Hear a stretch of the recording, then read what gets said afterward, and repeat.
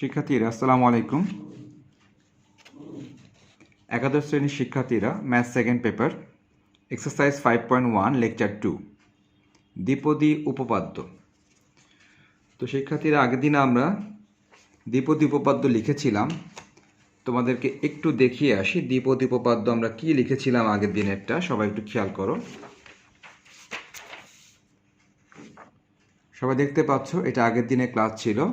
দ্বিপদী উপপাদ্য আমি আগের দিন লিখেছিলাম তোমাদের সামনে দ্বিপদী উপপাদ্য।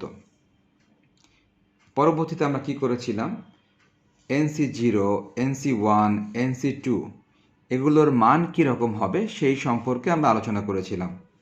দেখো তোমাদেরকে সেটাও একটু দেখিয়ে আসি, সবাই খেয়াল করো। নিশ্চয়ই দেখতে পাচ্ছ NC0 মান ছিল 1, NCN এর মান ছিল 1। ঠিক অনুরূপভাবে দেখো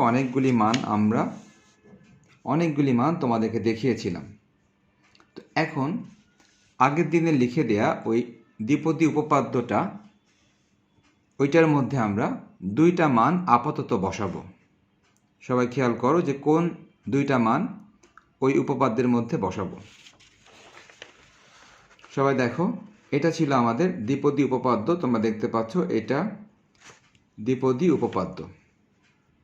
এই দ্বিপদী উপপাদ্যের আমি যেটা বলতেছিলাম NC0, NC1 প্রত্যেকটা মান তোমাদেরকে দেখিয়েছিলাম। তো এই মুহূর্তে এই উপপাদ্যের মধ্যে দুইটা মান আপাতত বসাবো। সেই দুইটা মান হচ্ছে এই প্রথম মানটা, অর্থাৎ NC0 মানটা এখানে বসিয়ে দিব এবং আপাতত এই NCN এর মানটাও এখানে বসিয়ে দিব। তাহলে চলো বসিয়ে দেখা যাক কি আসে। তো আমরা সবাই নিশ্চয়ই দেখতে পাচ্ছি যে আসলে এটার মান কীরকম। সবাই দেখতে পাচ্ছ NC0 এর মান 1 ছিল। তাহলে যদি আমরা এখানে NC0 এর পরিবর্তে 1 বসাই তাহলে তো ওইটা আর লেখার দরকার হবে না, শুধুমাত্র a⁴n থাকবে। অনুরূপভাবে একদম লাস্টে দেখো NCN এর মান 1। তাহলে যদি আমরা NCN এর পরিবর্তে 1 বসাই তাহলে এই 1টা আর লেখার দরকার হবে না, x⁴n থাকবে। তাহলে বুঝতে পারলাম আমরা এখন দ্বিপদী উপপাদ্যটা আরেকবার লিখব, কিন্তু সেখানে কি পরিবর্তন নিয়ে আসবো, সেখানে সবই ঠিক থাকবে। শুধুমাত্র NC0 এর পরিবর্তে এই 1 লিখে দিব এবং NCN এর পরিবর্তে 1 লিখে দিব। আর যদি এখানে 1 লিখি তো 1 ইন্টু a⁴n নিশ্চয়ই a⁴n থাকবে, 1 ইন্টু x⁴n নিশ্চয়ই x⁴n থাকবে। তাহলে আমরা এই এই মানটা বসিয়ে আমরা এই দুইটা মান ওই উপপাদ্যের মধ্যে বসিয়ে এটার আরেকটা ফরম্যাট নিয়ে আসার চেষ্টা করি। সবাই তাহলে খেয়াল করো। শিক্ষার্থীরা তোমরা দেখতে পাচ্ছ উপরে যেটা দেখতে পাচ্ছ এই উপপাদ্যটা আমি আগের দিন লিখেছিলাম। আর দেখো এই মাত্র আমি এটা লিখলাম। তাহলে দুইটার মধ্যে কতটুকু পার্থক্য? দুইটার মধ্যে সবই ঠিক আছে, শুধুমাত্র আমরা এই NC0 এর মানটা 1 বসিয়েছি আর এই NCN এর মানটা 1 বসিয়েছি। বাকি সবই আগের মতোই আছে। তাহলে আমরা বুঝতে পারলাম দ্বিপদী উপপাদ্য আসলে ম্যাথের মধ্যে বিভিন্নভাবে আমাদের কাজে লাগে। তো এটা হচ্ছে তোমার অরিজিনালটা, আর এখান থেকে বিভিন্ন মান বসিয়ে আমরা অনেক কিছুই বানাতে পারি। তো আপাতত আমরা এটার মান 1 বসালাম, এটার মান 1 বসালাম, বসায় এই লাইনটা পেলাম। তাহলে শিক্ষার্থীরা আমরা এখন দ্বিপদী উপপাদ্য পেলাম, দুইটা মান বসানোর মাধ্যমে এই লাইনটা পেলাম। ওকে, তাহলে এখন আমরা এটা নিয়ে আলোচনা করি। সবাই খেয়াল করো তাহলে। ওকে, সবাই দেখতে পাচ্ছ দ্বিপদী উপপাদ্য। ওকে, তাহলে যদি এটা নিয়ে কথা বলি, সবাই দেখতে পাচ্ছ দ্বিপদী উপপাদ্যে শুরু হবে a⁴n দিয়ে আর শেষ হবে এই x⁴n দিয়ে। সবসময় যে কোনো দ্বিপদী উপপাদ্য এভাবে শুরু হবে এই প্রথমটার পাওয়ার n দিয়ে, শেষ হবে সবসময় এই দ্বিতীয়টার পাওয়ার n দিয়ে। আর মাঝের এই সিরিয়ালগুলো তোমাদেরকে আমি আগের দিন দেখিয়েছিলাম যে এগুলো কোন সিরিয়ালে হয়। ওকে, এখন দেখো, এখন এখানে এই যে পদটা আমরা দেখতে পাচ্ছি এই পদটাকে আমি একটু বক্স করি। সবাই খেয়াল করো, এই যে পদটা আমরা দেখতে পাচ্ছি এই পদটা যে পদটা আমি আন্ডারলাইন করলাম এই পদটাকে বলা হয় সাধারণ পদ। এই পদটাকে সাধারণ পদ কেন বলা হয়? এই পদটাকে সাধারণ পদ এজন্য বলা হয় যে তুমি যদি এখানে এই r এর বিভিন্ন মান বসাও, তুমি যদি এখানে আর এর বিভিন্ন মান বসাও তুমি প্রত্যেকটা পদ এখানে পেয়ে যাবে। কীরকম ব্যাপারটা আমি একটা উদাহরণ দিই। মনে করো তুমি আর এর মান 1 বসাতে চাচ্ছ, তুমি আর এর মান বসাচ্ছ 1, তখন দেখো এটার আকৃতি কেমন হয়, NC1 a to the power n-1 x to the power 1। সবাই খেয়াল করো, এই পদটা আমরা পেয়ে গেলাম। তুমি যদি এখন আর এর মান 2 বসাও, আর এর মান তুমি 2 বসাবা, মনে করো NC2 a to the power n-2 x to the power 2। দেখো এই পদটা আমরা পেয়ে গেলাম। তার মানে এটা এমন একটা পদ যেখানে আর এর বিভিন্ন মান বসালে আমরা বিভিন্ন পদ পেয়ে যাব। যেই পদটা চাইবো সেই পদই পেয়ে যাব। আর এর বিভিন্ন মান বসালে আমরা এখান থেকে বিভিন্ন পদ আমরা পেতে পারি। আর এর মান 3 বসালে আমরা এই পদটা পেয়ে যাব। এই কারণে এই পদটাকে বলা হয় সাধারণ পদ, অর্থাৎ এমন পদ যার মধ্যে সবাই আছে। এই জন্য এই পদটার নাম হচ্ছে সাধারণ পদ। তো আমি একটু পর লিখে দিব যে এই পদটার নাম যে সাধারণ পদ, আমি একটু পর লিখে দিব। ওকে, এখন এই পদটির আরও একটি নাম আছে, সেই নামটি আমি এখন বোঝানোর চেষ্টা করি। দেখো, অর্থাৎ এই পদটি কততম পদ। যদি তোমাদের কাছে কোশ্চেন করা হয় এই পদটি কততম পদ, তোমাকে ক্লু দেওয়া হলো। ক্লুটা কীরকম দেখো, এটা প্রথম পদ, এটা দ্বিতীয় পদ, এটা তৃতীয় পদ, এটা চতুর্থ পদ। তাহলে এটা কততম পদ জানতে চাওয়া হচ্ছে, এটা কততম পদ। ওকে, তোমরা অনেকে অনেক রকম আনসার দিবা, আবার অনেকে কারেক্ট আনসার দিবা। তো আমি তোমাদেরকে বলে দিই, খেয়াল করো সবাই। আমি আরেকবার বলি, এটা ছিল প্রথম, এটা দ্বিতীয় পদ, এটা তৃতীয় পদ, এটা ছিল চতুর্থ পদ। তো আমি 4 নম্বর পদটা দিয়ে তোমাদেরকে বুঝিয়ে দিই। দেখো, এটা কিন্তু ছিল চতুর্থ পদ। আমি শুধু একটা দিয়ে তোমাদেরকে বুঝিয়ে দিই, যে কোনো একটা দিয়ে বোঝানো সম্ভব। প্রথম, দ্বিতীয়, তৃতীয়, চতুর্থ, এই পদটা নিশ্চয়ই চতুর্থ পদ। এখন সবাই খেয়াল করো যে যখন তুমি এখানে 3 দেখতে পাচ্ছ, যখন এখানে 3 দেখতে পাচ্ছ, তখন এটা আসলে 4 নম্বর পদ। তার মানে এখানে যা লেখা থাকে আসলে ওইটা এক বেশি পদ থাকে। দেখো, এখানে 3 দেখতে পাচ্ছি, তাহলে তো বলতে পারতাম যে এটা তাহলে নিশ্চয়ই 3 নম্বর পদ। বাট খেয়াল করো, আমরা কিন্তু প্রথম থেকে গুণে দেখলাম যে এটা আসলে 4 নম্বর পদ। তার মানে কীরকম, এখানে যা থাকে তার চেয়ে একটা পদ আসলে বেশি থাকে। তাহলে দেখো, 2 দেখতে পাচ্ছি, 2 দেখতে পাওয়া মানে এটা দ্বিতীয় পদ না, 2 দেখতে পাওয়া মানে এটা কিন্তু তৃতীয় পদ, এটা হচ্ছে তৃতীয় পদ। তুমি আবার গুণে দেখো, প্রথম, দ্বিতীয়, তৃতীয়। তার মানে আমরা কততম পদ কি করে বুঝবো, এখানে যে নাম্বারটা থাকবে তার চেয়ে এক বেশি হবে। 2 থাকলে সেটা 3 নম্বর পদ, 3 থাকলে সেটা 4 নম্বর পদ, আর থাকলে এটা কত নম্বর পদ। আমি আশা করি তোমরা এটাই নিশ্চয়ই বলবা যে এটা আর প্লাস অনতম পদ, কেননা যা থাকে তার চেয়ে পদ একটা বেশি হয়। 3 থাকলে 4 নম্বর পদ, এক বেশি, আর থাকলে আরের চেয়ে এক বেশি, আর প্লাস অনতম পদ। আশা করি সবাই বুঝতে পেরেছ যে এই পদটাকে বলা হয় আর প্লাস অনতম পদ। এখানে আর লেখা আছে, আর মানে আমরা দেখতেই পাচ্ছি এক বেশি হয়, তাহলে আর প্লাস অনতম পদ হবে এটা। আর এই পদের আরও একটি নাম কি বললাম সাধারণ পদ। তার কারণ হচ্ছে এখানে তুমি আর এর বিভিন্ন মান বসালে সব কিছুই পাওয়া যায়, এই জন্য এই পদটার নাম সাধারণ পদ। তাহলে চলো আমরা লিখে নিই ব্যাপারটা। ওকে শিক্ষার্থীরা, তোমরা দেখতে পাচ্ছ আমি লিখেছি এখানে সাধারণ পদ বা আর প্লাস অনতম পদ, যাকে প্রকাশ করা হয় টি আর প্লাস 1 দিয়ে প্রকাশ করা হয়। টি মানে কি, দেখো, টি মানে টার্ম, টার্ম মানে পদ। দেখো আমরা এখানে পদ লিখেছি, তাহলে পদের ইংলিশ হচ্ছে টার্ম, এই জন্য টি দিয়ে প্রকাশ করা হয়, টি আর প্লাস 1। তার মানে কি, আর প্লাস অনতম টার্ম বা আর প্লাস অনতম পদ। আমরা আগে বলেছিলাম এই পদটাকে বলা হয় আর প্লাস অনতম পদ বা সাধারণ পদ। তাহলে আমরা লিখে ফেললাম এটা আর প্লাস অনতম পদ বা সাধারণ পদ আমরা লিখে ফেললাম। ওকে, তাহলে তোমাদের এখন মেইন কাজ হবে তোমরা এই সূত্রটা ভালো করে মনে রাখবা। এই সূত্র দিয়েই এই এক্সারসাইজের 90% ম্যাথ হয়ে যাবে। এই এক্সারসাইজের 90% ম্যাথ হয়ে যাবে এই সূত্রের সাহায্যে। তাহলে তোমরা এই সূত্রটা সবাই মনে রাখবা যে r প্লাস অনতম পদ tr+1 সমান সমান ncr a to the power n minus r x to the power r। এটা তোমরা সরাসরি মনে রাখবা। ওকে, তাহলে এখন আমরা আপাতত এই নিয়মের আমরা কিছু ম্যাথে যাব। আমরা তোমাদের বই থেকে সরাসরি এই নিয়মের কিছু ম্যাথে যাব। শিক্ষার্থীরা, তোমরা তোমাদের বই থেকে একটা ম্যাথ দেখতে পাচ্ছ, এস ও আহমেদ 5.1 4 নম্বর ম্যাথ, 2x মাইনাস 1/4x² পাওয়ার 12 এত এর বিস্তৃতিতে x বর্জিত পদটি নির্ণয় করো।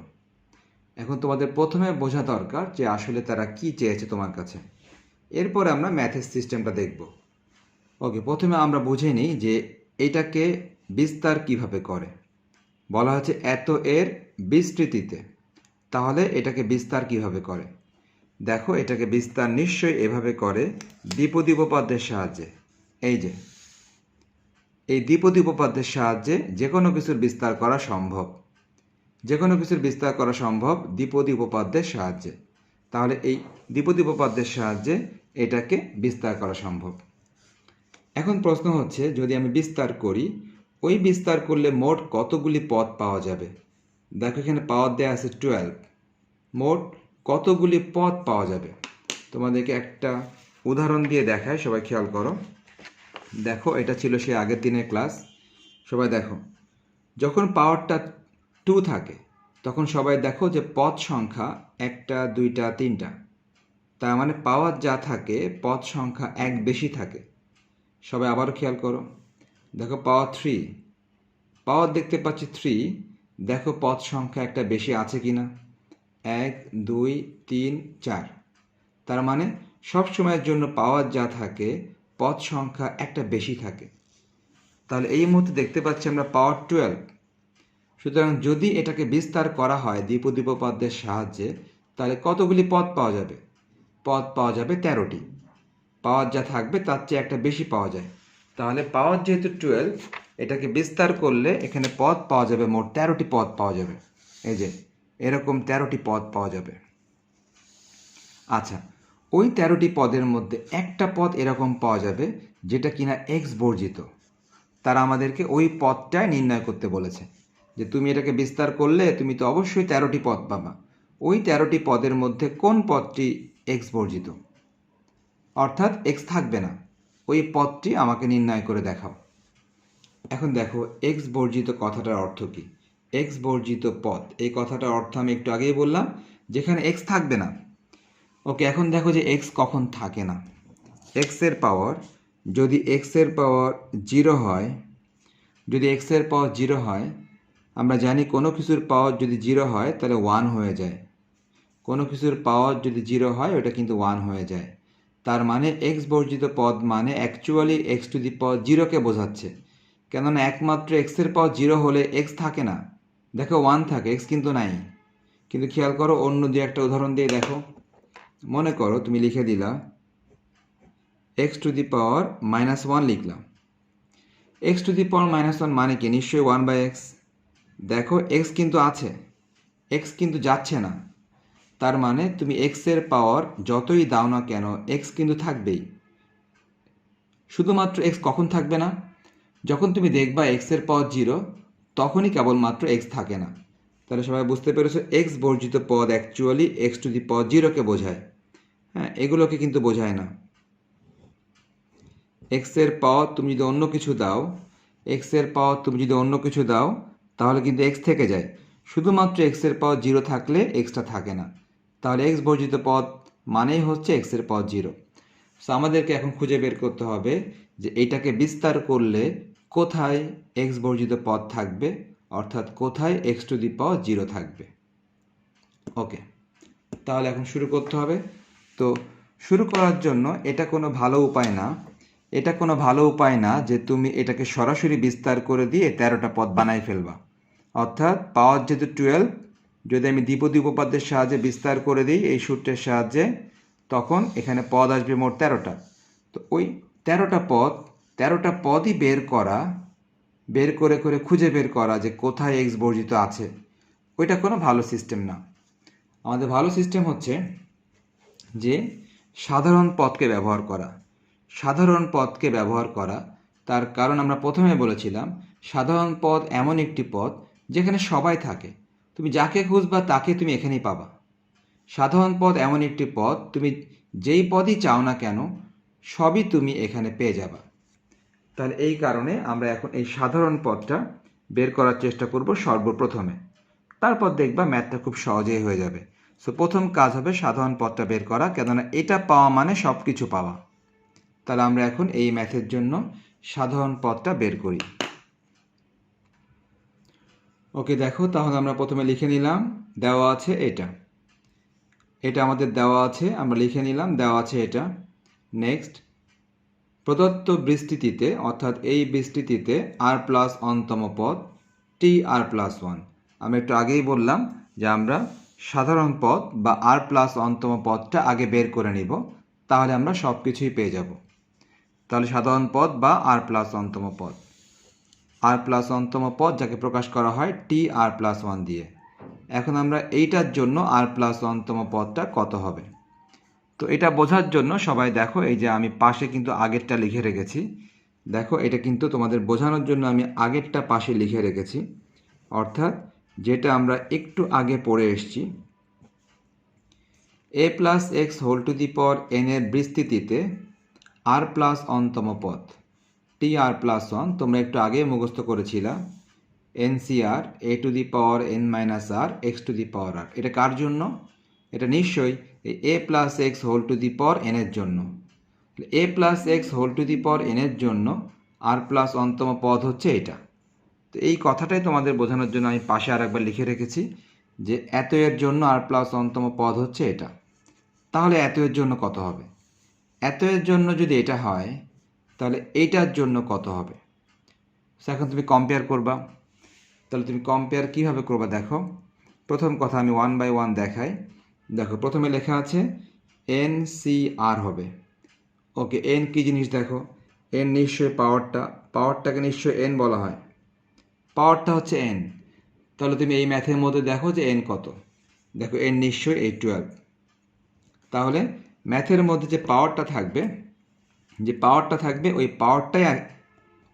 পাওয়ারটাই অ্যাকচুয়ালি কি? পাওয়ারটাই অ্যাকচুয়ালি n। তাহলে অঙ্কের মধ্যে এই n এর মান তুমি কি পাচ্ছ? 12 পাচ্ছ। তাহলে সূত্রে কি বলা আছে? সূত্রে বলা আছে NCR। তাহলে তুমি কি লিখবা? তুমি নিশ্চয়ই লিখবা 12CR। তুমি এই সূত্রে কিন্তু মান বসাচ্ছ, n এর পরিবর্তে বসালে 12। Next, a to the power n minus r। তাহলে a কে হবে? a কোনটা? সবাই খেয়াল করো, এখানে a ছিল বিস্তৃতির প্রথমটাকে a ধরা হয়। তাহলে অঙ্কের এই বিস্তৃতির প্রথমে কোনটা আছে? নিশ্চয়ই 2x আছে। তাহলে এই 2xকে তুমি এখন a ধরে নিবা।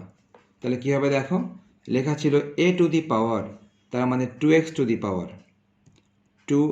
দি পাওয়ার কেমন হবে দেখো, n মাইনাস r। আমরা জানি n এর মান 12 মাইনাস r, আমরা একটু আগেই দেখেছিলাম যে n এর মান হচ্ছে 12। তাহলে n মাইনাস r মানে অ্যাকচুয়ালি 12 মাইনাস r।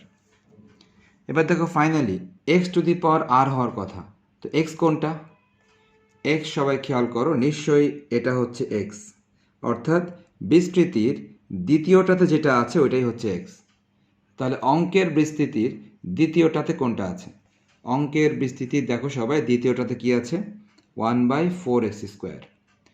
তো শুধু 1/4x²কে ভাবলে হবে না, দেখো এখানে কিন্তু প্লাস চিহ্ন ছিল, যেহেতু এখানে মাইনাস আছে তাহলে তুমি মাইনাস সহ ভাবতে হবে। তাহলে আমি কি বোঝাতে চাচ্ছি? আমি এটা বোঝাতে চাচ্ছি যে অঙ্কের মধ্যে যদি এটা x হয় তাহলে সূত্রের মধ্যে যদি এটা x হয় তাহলে x এর মান এই অঙ্কের মধ্যে দ্বিতীয়টা কোনটা? -1/4x², এই পুরোটা। তাহলে সবাই বুঝতে পারলাম যে তাহলে কি হবে এখানে x to the power r। x কোনটা? x নিশ্চয় দ্বিতীয় কোনটা? -1/4x², এটাই দ্বিতীয়টা। এই যে পাওয়ার দিয়ে দিলাম, পাওয়ার কত দেওয়ার কথা দেখো, পাওয়ার কিন্তু আর দেওয়ার কথা, পাওয়ারটা আর দিয়ে দিলাম। এখন সবাই নিজের মতো করে চিন্তা করবা যে এইটার সূত্র যদি এটা হয় তাহলে এটার ক্ষেত্রে কি হবে। সবাই চিন্তা করবা। আমি লাস্ট অল্প একটু বলে দিই সবাইকে যে সব সময়ের জন্য এই পাওয়ার থাকবে n, তার মানে পাওয়ার যেটা থাকবে ওইটাই হচ্ছে n এর মান।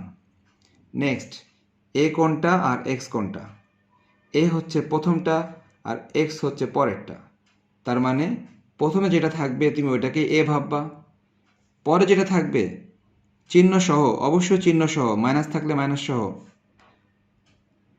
পরে যেটা থাকবে তুমি ওইটাকে x ভাববা। তাহলে প্রথমটা হচ্ছে a, পরেরটা হচ্ছে x, প্রথমটা a, পরে যাই থাক ওইটা x, আর পাওয়ার যাই থাক ওইটা n, তাহলে এটা a, এটা x আর এটা n, a x n। এখন তুমি ফর্মুলার মধ্যে ওই মানগুলি বসিয়ে দিলে সবসময় এটাই আসবে। এখন আমাদের কাজ হবে শুধুই ক্যালকুলেশন, শুধুই ক্যালকুলেশন। আমরা একটু ক্যালকুলেশন করি, দেখো সবাই। 12c আর ঠিক থাকলো, লিখতে পারি কি দেখো, এই যে 12 মাইনাস আর পাওয়ারটা, এই পাওয়ারটা কিন্তু 2 এর জন্যও হবে, x এর জন্য হবে।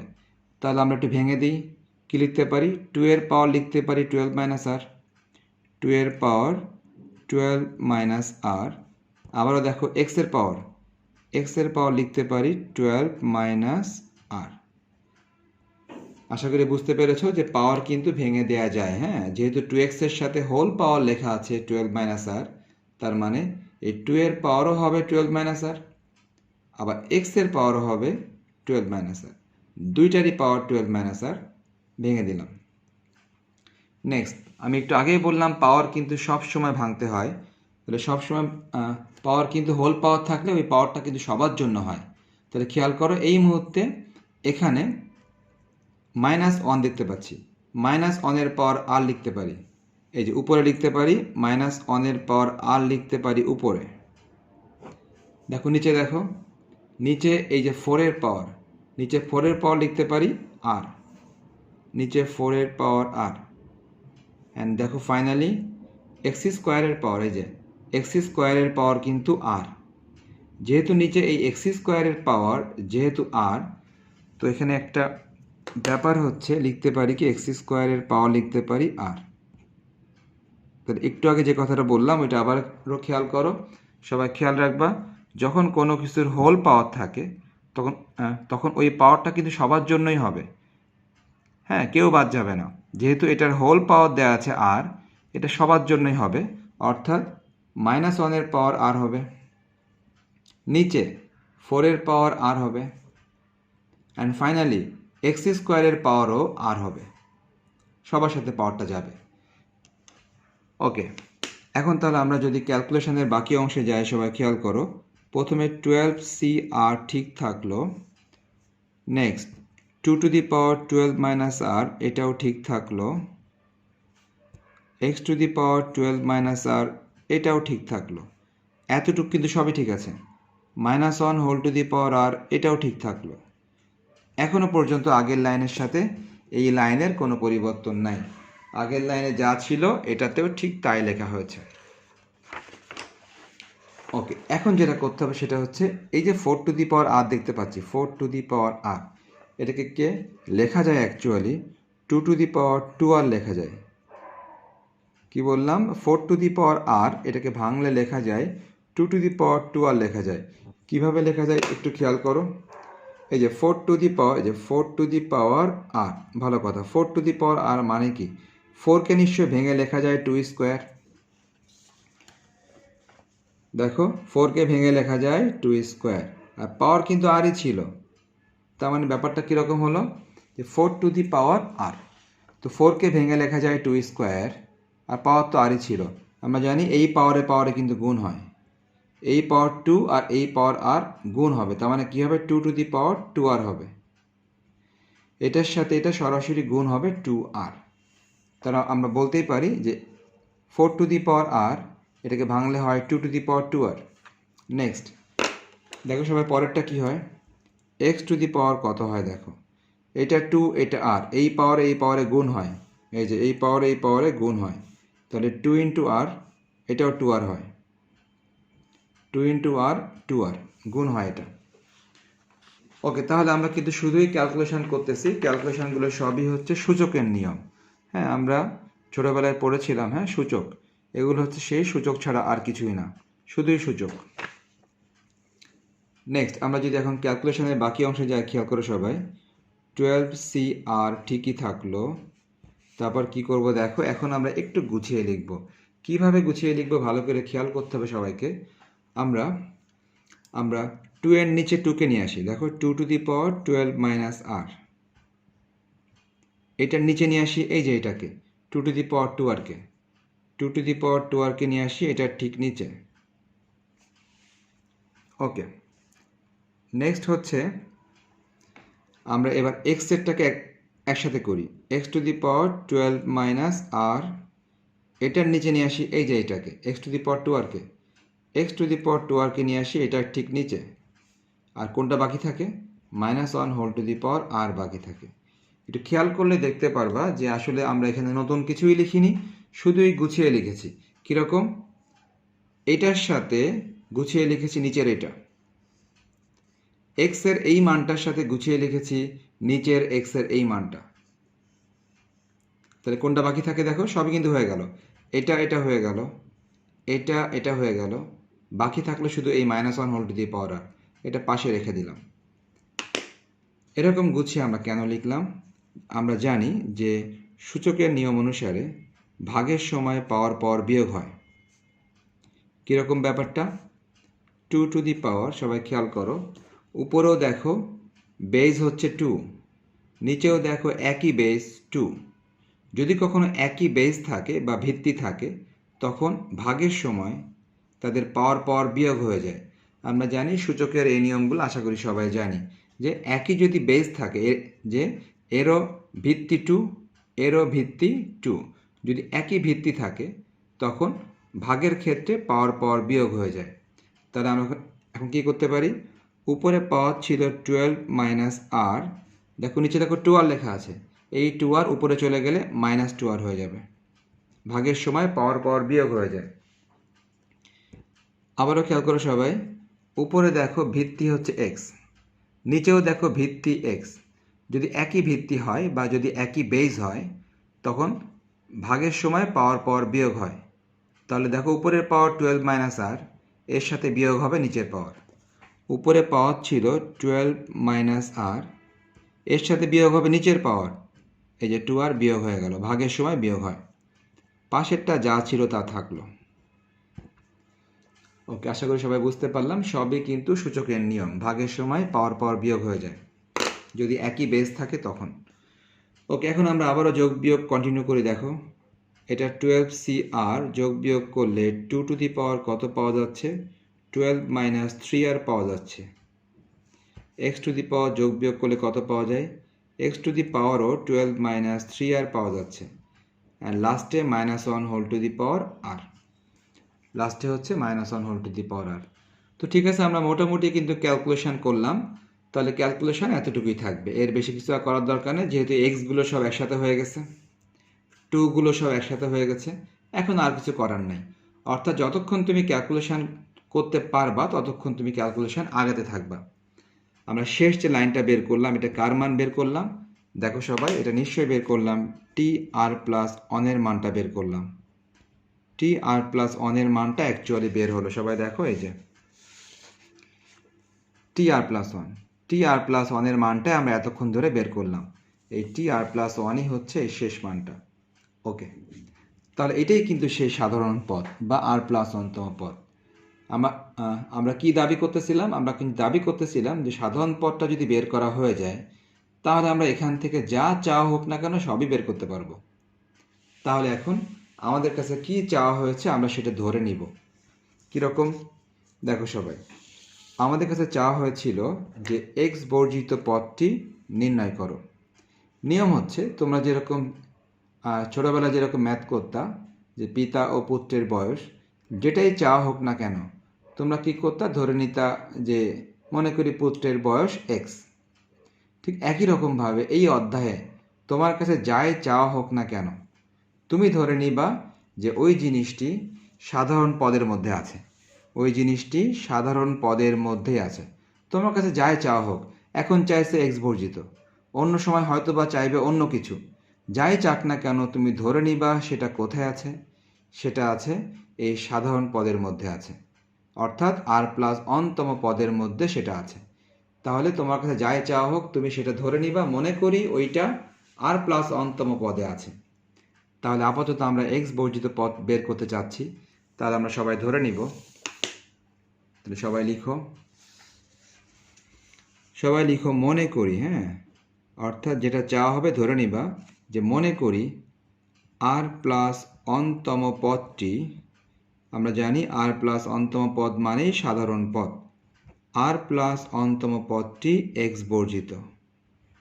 যেটাই চাওয়া হোক তুমি ধরে নিবা সেটা আর প্লাস অনতম পদে আছে। মনে করি আর প্লাস অনতম পদটি এক্স বর্জিত। অতএব এখন সবাই দেখো, তোমাদেরকে আমি কি বলেছিলাম? আমি তোমাদেরকে বলেছিলাম যে এক্স বর্জিত মানে কি? এক্স বর্জিত মানে এক্স এর পাওয়ার কি হতে হবে? সবাই দেখো, এই যে তোমাদেরকে বলেছিলাম এক্স বর্জিত পদ, এক্স বর্জিত মানে এক্স এর পাওয়ার 0 হতে হবে। এক্স এর পাওয়ার 0 হলে এক্স বর্জিত হবে, আদারওয়াইজ কিন্তু হবে না। তাহলে তুমি কিন্তু ধরে নিচ্ছ যে ওই পদটি এক্স বর্জিত, তার মানে তুমি ধরেই নিচ্ছ এক্স এর পাওয়ার 0 হবে। সবাই খেয়াল করো, তুমি ধরে নিয়েছো মনে করি আর প্লাস অন্তম পদটি এক্স বর্জিত, তার মানে কি তুমি ধরে নিয়েছো এই পদটি এক্স বর্জিত, তুমি এটাই ধরে নিয়েছো। তাহলে তোমার ধরে নেওয়ার সাথে যদি মেলাতে হয় তাহলে তুমি নিজেই চিন্তা করো যে কোন মানটা কি হতে হবে। দেখো, তোমার ধরে নেওয়ার সাথে যদি মেলাতে চায় তাহলে কিন্তু এক্স এর এই পাওয়ারটা কিন্তু 0 হতে হবে। এক্স এর এই পাওয়ারটা অবশ্যই 0 হতে হবে তোমার ধরে নেওয়া অনুসারে। এক্স এর পাওয়ার কত? এক্স এর পাওয়ার 12 - 3r। এক্স এর পাওয়ার কত? 12 - 3r। এক্স এর এই পাওয়ারটা অবশ্যই 0 হতে হবে তোমার ধরে নেওয়া অনুসারে। অর্থাৎ তুমি ধরেই নিয়েছো মনে করি এই আর প্লাস অনতম পদটি এক্স বর্জিত। তাহলে তোমার ধরে নেওয়ার সাথে যদি মেলাতে হয় তো আমরা জানি এক্স বর্জিত মানেই x to the power 0। X বর্জিত মানেই এক্স টু দি পাওয়ার 0। তার মানে আমাদের এই ধরে নেওয়া যদি মেলাতে হয় নিশ্চয়ই এক্স এর পাওয়ারটা 0 হতে হবে। এক্স এর এই পাওয়ারটা অবশ্যই 0 হতে হবে। তাহলে এক্স এর যে পাওয়ারটা আছে 12 - 3r, এটার মান অবশ্যই 0 হতে হবে। এটার মান 0 হতে হবে তোমার ধরে নেওয়া অনুসারে। এখন তুমি এখান থেকে ক্যালকুলেশন করো। 12 = 3r, আমরা ক্যালকুলেশন করতেছি। তাহলে 3r = 12। এরপরে যদি আমরা ভাগ করে দিই r = 12/3, যদি আমরা কাটাকাটি করি তাহলে r = পাওয়া যাবে 4। কাটাকাটি করলে r = 4 পাওয়া যায়। ওকে, তাহলে ওই যে ঠিক একই রকম আমরা কিন্তু ধরে নিতাম, হ্যাঁ, যে মনে করি পুত্রের বয়স এক্স, কিন্তু শেষ পর্যন্ত কিন্তু এক্সের একটা মান বের হতো, অর্থাৎ পুত্রের বয়স কিন্তু আলটিমেটলি বের হয়ে যেত। তো আমরা ধরে নিয়েছিলাম যে মনে করি আর প্লাস অন্তম পদটি এক্স বর্জিত, আমরা ধরে নিলাম। ধরে নেওয়া অনুসারে তোমরা দেখতে পাচ্ছ যে সত্যিকার অর্থে দেখো আর এর একটা মান পাওয়া গেল, আর এর মান পাওয়া গেল 4। তাহলে আমাদের সিদ্ধান্ত কি হবে যে কততম পদটি এক্স বর্জিত হবে? অতএব 4 + 1, 4 + 1 অর্থাৎ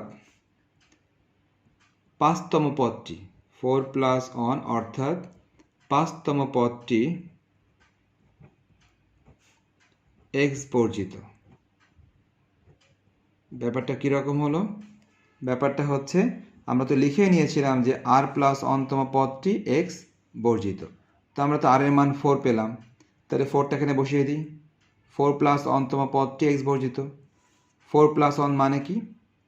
5তম পদ। সুতরাং আমরা ওই যে প্রথমেই তোমাদেরকে বলেছিলাম যে দেখো এখানে কিন্তু পাওয়ার লেখা আছে 12, সুতরাং তুমি যদি এটাকে বিস্তার করো মোট তুমি পদ পাবা 13টা। ওই 13টা পদের মধ্যে কোথায় এক্স বর্জিত পদ আছে এটাই আমাদের খুঁজতে হবে। দেখো আমরা কিন্তু খুঁজে বের করলাম যে ওই 13টি পদের মধ্যে 5তম পদটি আসলে এক্স বর্জিত। এক্স্যাক্টলি 5তম পদ যেটা হবে ওইটাই আসলে এক্স বর্জিত। এখন আমাদের কাজ হবে এই 5তম পদটি বের করা। তাহলে শিক্ষার্থীরা আশা করি সবাই বুঝতে পেরেছো যে আমাদের কাছে যাই চাওয়া হোক আমরা ধরে নিব ওইটা r+1তম পদেই আছে। পরবর্তীতে আমরা যা ধরে নিয়েছি সেই অনুসারে এই মানটা লিখব। কীরকম? যদি x বর্জিত হয় তাহলে x এর এই পাওয়ারটাকে আমরা লিখে নিব 0। যদি x বর্জিত হয় তাহলে x এর এই পাওয়ারটাকে আমরা লিখে নিব 0। সেখান থেকে r এর মানটা বের করব। r এর মানটা বসিয়ে দিব যে r+1 মানে আলটিমেটলি 4+1। অতএব t4+1 t4+1 কোথায় পাবো? দেখো এই লাইনটাতে, এই যে সবাই দেখতে পাচ্ছ নিশ্চয়ই tr+1 এই লাইনটাতে সবাই এখন r এর মানটা বসিয়ে দিবা। r এর মান বসিয়ে দিবা। r এর মান কত? r এর মান নিশ্চয়ই 4। সবাই এখন r এর মান 4 বসিয়ে দিবা। কোথায়? এই লাইনটাতে সমস্ত জায়গায় r এর মান সবাই 4 বসিয়ে দাও। তাহলে আমি বসাচ্ছি, সবাই অবশ্যই মিলিয়ে নাও তোমাদেরটার সাথে। দেখো আমি বসাচ্ছি ওই লাইনটাতে, তোমরা নিশ্চয়ই ওইটা দেখতে পাচ্ছ না, তোমাদের কপি দেখো, তোমাদের খাতা দেখো। 12c r ছিল, 12c 4 হবে। 2 to the power 12 minus 3 into r ছিল, 3 into 4 হবে। Next x to the power 12 minus 3 into r ছিল, ওইটাও 3 into 4 হবে। অ্যান্ড ফাইনালি -1 এর পাওয়ার ছিল r, ওইটাও হবে 4। কি করলাম? আমরা উপরের এই লাইনটাতে সমস্ত জায়গাতে r এর মান 4 বসিয়ে দিলাম। সমস্ত জায়গাতে r এর মান 4 বসিয়ে দিলাম, যেহেতু r এর মান 4 ছিল। ওকে, এখন আমরা এটাকে ক্যালকুলেশন কন্টিনিউ করি। 12c4 2 to the power যোগ বিয়োগ করলে 0 চলে আসে, x to the power যোগ বিয়োগ করলে 0 চলে আসে, -1 to the power 4 এটা কত হবে? আমাদেরকে মাথায় রাখতে হবে যে মাইনাসের পাওয়ার যদি জোড় সংখ্যা হয় তো ওইটা প্লাস হয়ে যায়। আমরা সবাই জানি যে কোনো সময় যদি মাইনাসের পাওয়ার জোড় সংখ্যা হয় ওইটা কিন্তু প্লাস হয়ে যায়। আবার মাইনাসের পাওয়ার যদি বিজোড় সংখ্যা হয় ওইটা কিন্তু মাইনাস থাকে। তাহলে আমরা দেখতে পাচ্ছি যে এখানে মাইনাসের পাওয়ার কিন্তু 4 একটা জোড় সংখ্যা। তাহলে মাইনাসের পাওয়ার যদি জোড় সংখ্যা হয় ওইটা কিন্তু আর মাইনাস থাকে না, ওইটা প্লাস হয়ে যায়। তাহলে -1 হোল টু দি পাওয়ার 4 এটা অ্যাকচুয়ালি +1। এখন সবাই দেখো 12c4 আমরা নিশ্চয়ই সবাই জানি যে কোনো কিছুর পাওয়ার 0 মানে ওটা কিন্তু 1। সবাই জানি, এই যে সবাই জানি কোনো কিছুর পাওয়ার 0 মানে কিন্তু 1। কোনো কিছুর পাওয়ার 0 দিলে ওটা 1 হয়ে যায়। তাহলে কোনো কিছুর পাওয়ার 0 মানে ওটা 1, লাস্টে আবারও 1। সব মিলে ক্যালকুলেশন করলে কি আসে? 12c4ই থাকে, আর কিছুই থাকে না। 12c4 থাকে, সব মিলে ক্যালকুলেশন করলে 12c4 থাকে। তাহলে এখন ব্যাপারটা হচ্ছে যে 12c4 এর মানটা কত? 12c4 এর মানটা সরাসরি আমরা বের করে ফেলবো ক্যালকুলেটরের সাহায্যে। আমি তোমাদেরকে শিখিয়েছিলাম যে ক্যালকুলেটরের সাহায্যে কিভাবে 12c4 এর মানটা বের করা যায়। ওকে, তাহলে সবাই খেয়াল করো, আমি তোমাদেরকে আজকে আরেকবার দেখিয়ে দিই কিভাবে এই মানগুলি বের করা হয়। 12c4 সবাই খেয়াল করো বাই ক্যালকুলেটর। দেখো প্রথমে তুমি তোমার ক্যালকুলেটরে 12 দিবা। আমি দেখো 12 দিলাম, 12 প্রথমে 12 দিবা, এরপর তুমি সি দিবা। সি দেওয়ার জন্য আমি তোমাদেরকে শিখিয়েছিলাম আগের দিন যে প্রথমে তুমি শিফট দিবা, শিফট দিয়ে তুমি দেখবা যে কোথায় সি আছে। দেখো সবাই এই যে ভাগ চিহ্ন, দেখো ভাগের উপরে দেখো সি লেখা আছে, ভাগের উপরে সি লেখা আছে। তাহলে তুমি কিন্তু আগে শিফট দিয়ে নিয়েছো, এবার ভাগটা দাও, ভাগটা দিলে দেখবা যে সি চলে এসছে। নেক্সট তোমার কী লেখার কথা ছিল? দেখো 12c4 লেখার কথা। এবার তুমি 4 চাপো, 4 12c4। এবার তুমি ইকুয়াল দাও, আমি ইকুয়াল দিলাম 495। তাহলে আমি আগের দিনও শিখিয়েছিলাম, আজকে আরেকবার দেখিয়ে দিলাম সবাইকে। প্রথমে 12 দিবা, তারপর শিফট দিবা, শিফট দিয়ে ভাগ দিবা, ভাগ দিলে দেখবা যে সি চলে আসছে, তারপর 4 দিবা, এরপর ইকুয়াল দিলে চলে আসবে। তাহলে আমরা এটা পেলাম। তাহলে সব মিলে আমাদের ফাইনাল ব্যাপারটা কি হলো দেখো। ওকে সবাই তাহলে দেখতে পাচ্ছ যে তাহলে আমাদের আনসার কি হলো? আনসার হলো যে 5তম পদটি এক্স বর্জিত এবং সেই পদটির মান 495। নিশ্চয়ই সবাই দেখতে পাচ্ছ যে 495-এর সাথে কোনো এক্স দেখা যাচ্ছে না। 495-এর সাথে কোনো এক্স দেখা যাচ্ছে না, তার মানে আসলেই এই পদটি এক্স বর্জিত, এবং সেটা শুধুমাত্র এই 5তম পদটি এক্স বর্জিত। অন্য কোনো পদে কিন্তু এক্স বর্জিত না, অন্য যে কোনো পদে তুমি যাবা একটা করে এক্স থাকবে। অর্থাৎ এক্স থাকবে। ওকে, তাহলে আমরা এই ব্যাপারটা বুঝতে পারলাম যে কিভাবে এক্স বর্জিত পদের ম্যাথ করতে হয়। তাহলে তোমাদেরকে আরও একটা কথা বলে দিই। সবাই দেখতে পাচ্ছ যে এক্স বর্জিত পদ যে কথা, ধ্রুবক পদ একই কথা। তাহলে সবাই বিষয়টা মাথায় রাখবা যে এক্স বর্জিত পদ মানে কি, এক্স থাকে না। আর ধ্রুবক পদেও কিন্তু এক্স থাকে না। যে কোনো সময় ধ্রুবক পদ মানে কি, এক্স থাকে না। আর এক্স বর্জিত পদ মানেও এক্স থাকে না। সুতরাং এক্স বর্জিত পদ যে কথা, ধ্রুবক পদ আসলে একই কথা, দুইটাতেই কিন্তু এক্স থাকে না। তার মানে দুইটার একই meaning x to the power 0। দুইটারই একই মিনিং, এক্স থাকবে না। আর এক্স থাকবে না মানে এক্স টু দি পাওয়ার 0। ওকে, তাহলে তোমাদের একই নিয়মে আমি কিছু হোমওয়ার্ক দিই তোমাদের বই থেকে। শিক্ষার্থীরা একই নিয়মে তোমাদের জন্য এই ম্যাথগুলি হোমওয়ার্ক থাকলো। একই নিয়মে তোমাদের জন্য এই ম্যাথগুলি হোমওয়ার্ক থাকলো। আচ্ছা, এখন এই যে এই নাম্বারগুলা যদি তোমাদের বইয়ের সাথে না মিলে, অর্থাৎ এই নাম্বারগুলা তোমাদের বইয়ের সাথে আমার বইটা মিলবে কি না, এই কারণে আমি এখন আমার বইটা তোমাদের সামনে রাখি। তোমরা একটা স্ক্রিনশট নিয়ে নাও, তারপর তোমরা এখান থেকে এই নাম্বারগুলি মিলিয়ে হোমওয়ার্কটা করবে। তাহলে আমি বইটা তোমাদের সামনে রাখবো, তোমরা স্ক্রিনশট নিবে এবং স্ক্রিনশটের মাধ্যমে তোমরা ওই পেজ থেকেই এই হোমওয়ার্কগুলি করবে। ওকে শিক্ষার্থীরা, তোমরা আমার বইয়ের এই পেজটা সবাই স্ক্রিনশট নিয়ে নাও। আমার বইয়ের এই পেজটা সবাই স্ক্রিনশট নিয়ে নাও, কেননা আমি কিন্তু এখান থেকেই তোমাদেরকে হোমওয়ার্কের নাম্বারগুলি লিখে দিয়েছি।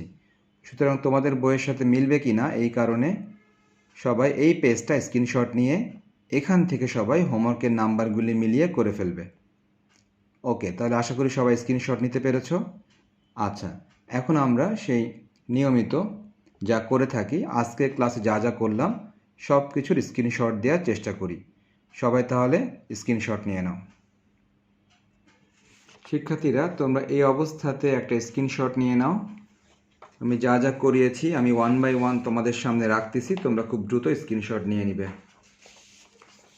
আশা করি তোমরা নিতে পেরেছো। আমি সরিয়ে ফেলি।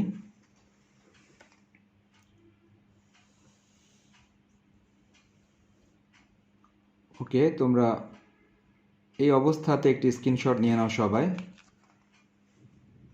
সবাই এই অবস্থাতে একটি স্ক্রিনশট নিয়ে নাও। আশা করি সবাই নিতে পেরেছো। আমি আবারও সরিয়ে ফেলি।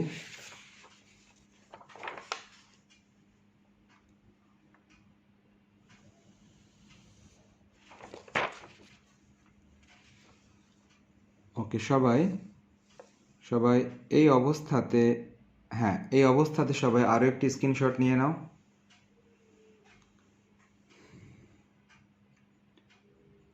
ওকে, আশা করি তোমরা নিতে পেরেছো। আমি আবারও সরিয়ে ফেলি।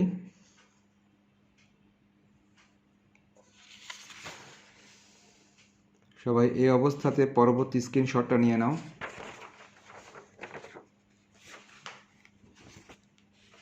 আশা করি সবাই নিয়েছো। আমি আবারও সরিয়ে ফেলি।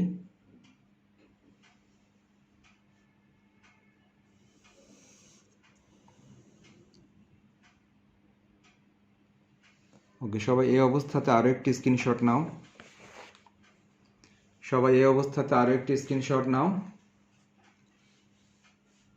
ওকে, আশা করি সবাই স্ক্রিনশট নিয়েছো। এখন তাহলে লাস্ট পেজ।